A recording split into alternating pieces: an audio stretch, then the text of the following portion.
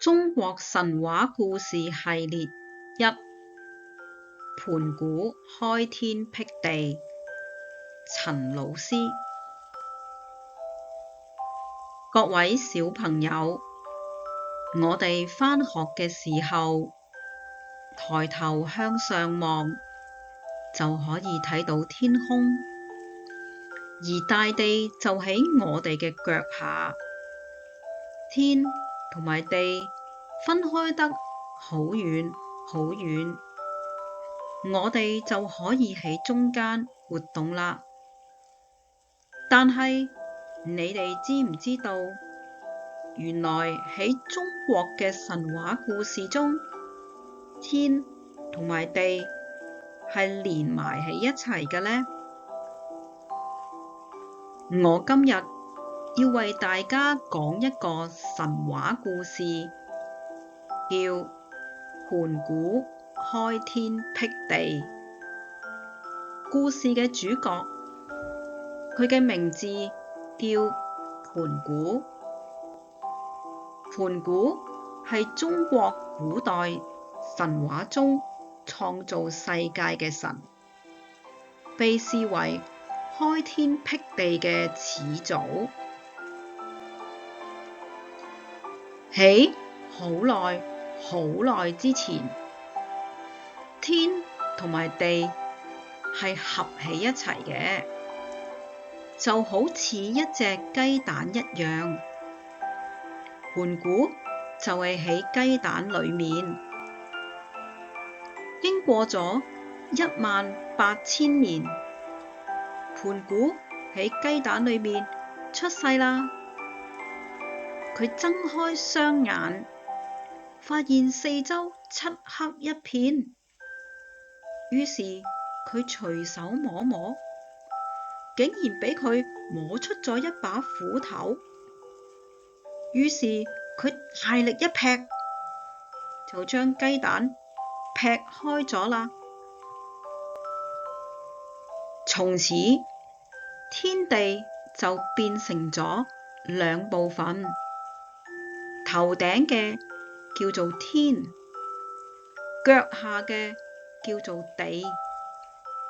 天每日升高1丈，地每日長厚1丈，而盤古每日都長高1丈。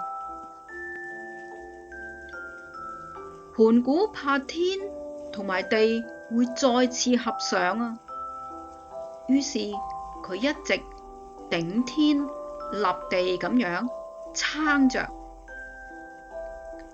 盤古睜開眼睛就係白天，閉上眼睛就係黑夜。佢用鼻呼出熱氣，天氣就變得炎熱啦。佢用鼻吸入空氣，天氣就變得寒冷。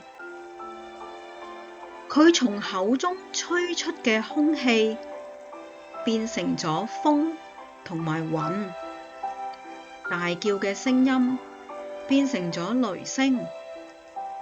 咁樣又經過咗18000年，天升得非常非常高，地沉得非常非常深，盤古亦都長得非常非常高大。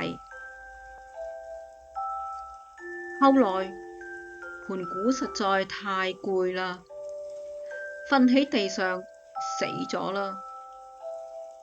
盤古臨死嘅時候，佢嘅左眼變成咗鮮紅嘅太陽，右眼變成咗銀色嘅月亮。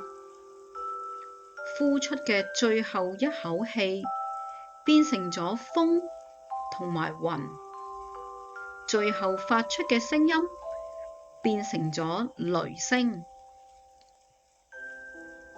鬍鬚同埋頭髮變成咗天上嘅星星，皮膚、汗毛變成咗花草樹木，肌肉變成咗肥沃嘅土地，佢嘅手腳變成咗大地嘅四條支柱，咁樣天同埋地就唔能夠合上啦。身軀變成咗高山，佢嘅血液變成咗江河，筋脈變成咗道路。盤古雖然死咗，但係佢用咗整個身體貢獻呢個佢曾經生活過嘅地方，令世界變得豐富而美麗。